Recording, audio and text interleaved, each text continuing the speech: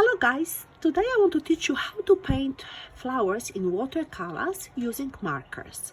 For that purpose we will be using watercolor paper, masking tape just to make the nice borders around the paper, watercolor paints of course, and some markers plus the brushes instead of the regular one or the heavy one. This is of course up to you. In terms of the colors, you can use any color that you want.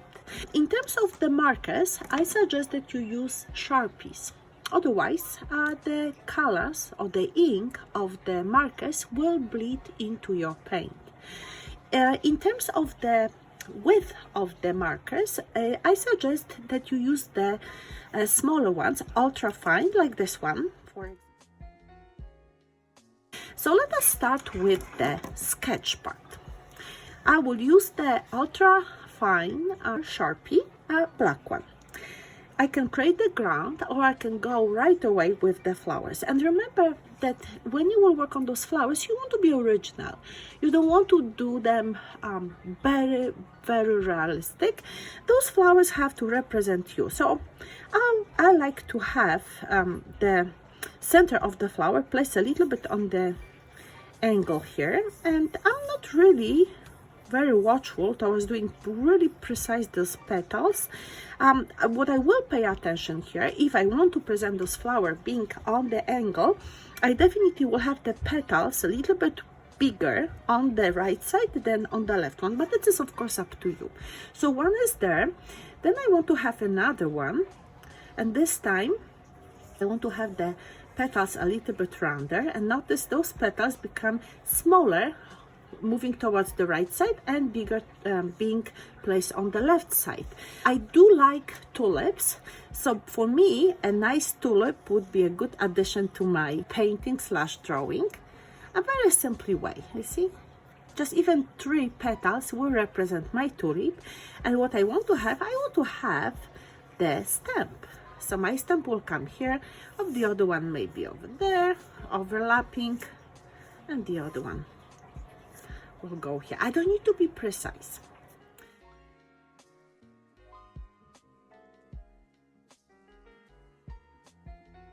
So the part of the sketch is completed. Again, if you want to, you can use different colors of the markers. I use black and I'm okay with it. So let's move to another part. Now we will need brushes, water, of course a container with water, our paints and paper towel. I just use a small piece.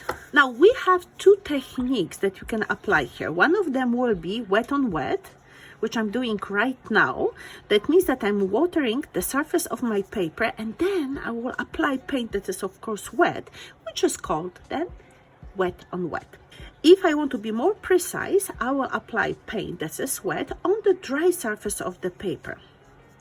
So we can decide that for some parts in our painting we want to use wet on wet, and for some parts we want to use a technique called wet on dry. What we want to think about, well, I think about the color. So I will use yellow because I love yellow color, and I want to have my beautiful flower, the first one, done with beautiful yellow color. So now when you can look at this, notice I'm extending the paint on purpose. I'm not following really precisely the shape of my petals, and that is on purpose because I do want to have this unevenness. I'm also adjusting the tone of my yellow. You can notice this is a little bit darker in the center. That means that I use less water and more of the dapped paint. That's good. Then I will apply, let's see, red. And this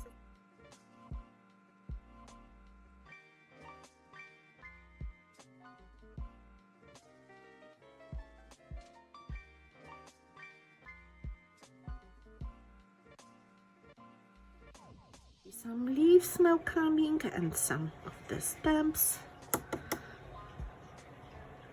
Since green is a secondary color, and I can make the stems and the leaves with either directly green color or by using first yellow and then blue.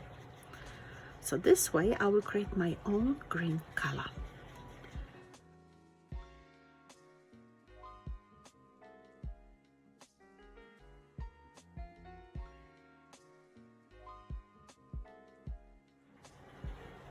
you can have some of the colors applied next to the orange, especially the blue will work so well because those colors are complementary pair of colors. That means that they help each other shine.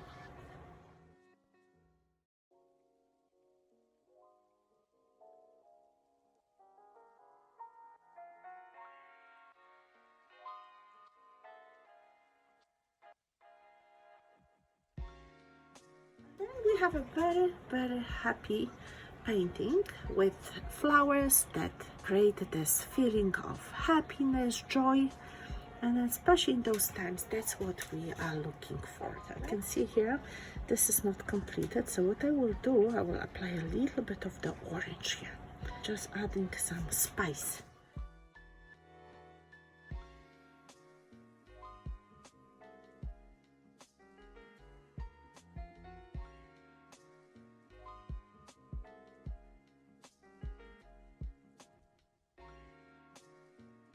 Perfect.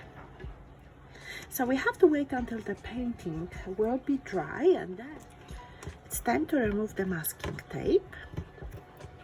This paint is not exactly dry, but I'm very impatient. See how nice the frames look like? Whoa!